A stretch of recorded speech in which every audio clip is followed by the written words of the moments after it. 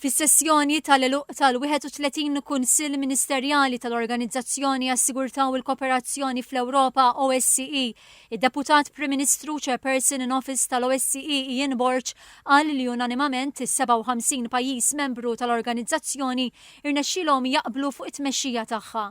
Intlaħaq qbil li s-Segretarju Ġenerali l-ġdid ikun Feridun Sinirjolu waqt li d-Direttur tal-Uffiċċju tal-OSCE għall-Istituzzjonijiet Demokratiċi u Drittijiet Umani hija Marija Telaljan. Il-Kummissarju għoli għal-Minoritajiet Nazzjonali se jkun Christoph Kamp u rappreżentant tal-Libertà tal-Mezzi tal-Midja Jan Bratu.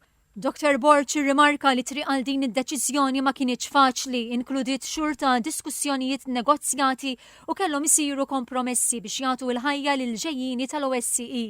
Qal li l-ħatrit ta' dawn il-kargi huwa pass neċessarju ma mhux suffiċjenti u esprima dispjaċir li l-pajjiżi tal-OSCE ma rnexxilhomx jilħqu qbil dwar il-budget minkejja li kien hemm irrieda biex dan iseħħ.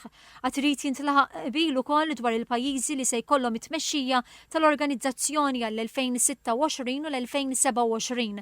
Irringrazzja lil Ċipru li tefa' nomina l-2027 u ħeġġeġ lil pajjiżi oħra biex jagħmlu l-istess għall-2026 bilan li l-OSCE jalaq din is-sena fuq nota pożittiva. Fid-diskors tal-eluq qal li qabel ma jibdew id-diskussjonijiet dwar ir-riforma fit-tul tal-OSCE hemm ħtieġa li jkun hemm tibdil immedjat fl-attitudni tal-pajjiżi. As participating states, we have a duty to apply the rules of the OSCE for the purpose they were designed. Collective decisions should not be at the mercy of individual political considerations or bilateral issues. The debt of political will to put this organization first is restricting progress and affecting the much-needed changes within it. Fisem il-Ministru tal-Affarijiet Barranin tal-Finlandja li s-sena d-dieħla se tkun iċ-Chair in Office tal-OSCE indirizza s-sessjoni tal-eluq Vesa Häkkinen li jelenka l-ħidma li stiffoka fuqhom il-Finlandja.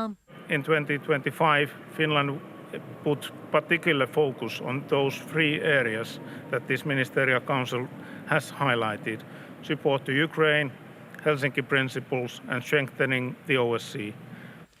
Is-sena d-dieħla l-OSCE talaq 50 sena mit-twaqqif tagħha. Il-Kunsill Ministerjali tal-OSCE s-sena d-dieħla se jsir fi Vienna fejn hemm is-sede permanenti tal-organizzazzjoni.